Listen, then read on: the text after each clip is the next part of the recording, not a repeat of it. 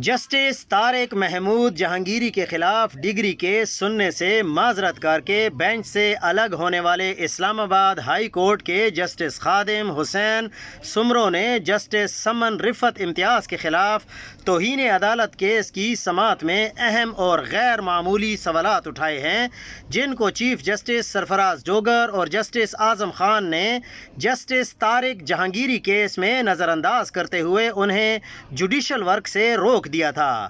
Justice Soomro نے remarks دیے کہ ایک حاضر سروس جج کے خلاف توہین عدالت کی درخواست کیسے دائر ہو سکتی ہے؟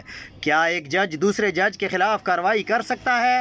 کسی حاضر سروس جج یا چیف جسٹس کے خلاف کارروائی ایک ہی ادارہ سپریم جوڈیشل کونسل کر سکتی ہے۔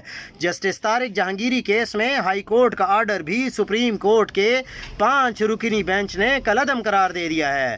ہم اگر ایک دوسرے کے خلاف توہین عدالت کارروائی کریں یا آرڈر کریں گے تو کیا مناسب لگے گا؟ ہم کسی جج کو ڈائریکشن جاری نہیں کر سکتے۔ جسٹس خادم حسین سمرو کا موقف۔